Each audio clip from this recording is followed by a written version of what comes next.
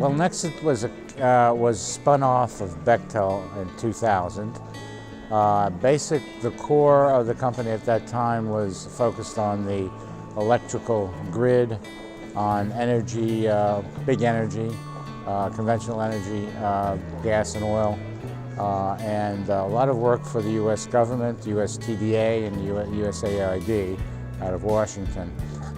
Major programs on energy around the world for the U.S. government, but also for private industry. They acquired a number of consultancies, including energy efficiency consultancy and Chem Systems, which is the precursor to my group, which is the Energy and Chemicals Advisory at Nexant. We're a global company. We're headquartered in San Francisco, but my group and its competency in biorenewables is basically the center of gravity, I would say, is in White Plains, but we also have a lot of competency in London and in Bangkok. And we have a number of offices around the world that do other things of the core business of Nexant, including the Middle East and Shanghai, for example. My group has been in energy and chemicals consulting since 1965, but migrated into adding the biorenewables aspect of our consultancy and our competency in around 2002 or so. So we've been at it for over 10 years. We have about 70% of our business is in services, what we call services, which is that kind of single client assignment, solving a particular problem or having a particular event focus.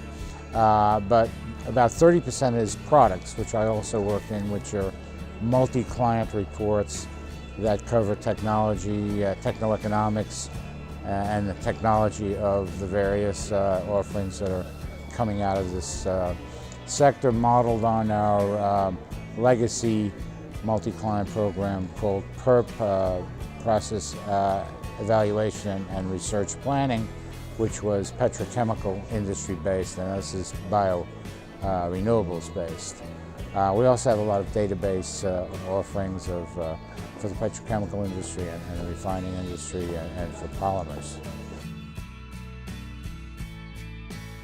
Oh, I think there's lots of heavy lifting to be done, but what I think is that from where we sit, there's a great deal of interest among the conventional chemical and energy industry players in this sector. That we continue to do due diligence work despite the low oil price.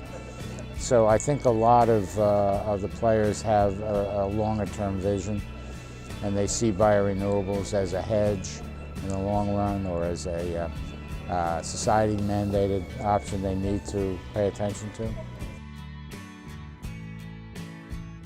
Well, a lot of companies will not change their business plan numbers until they actually see the rise.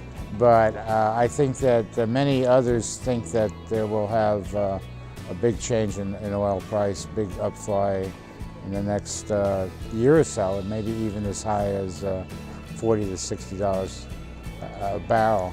I believe that's the case. I think that within at least a year and a half, will be a year to year and a half will be at $60 a barrel.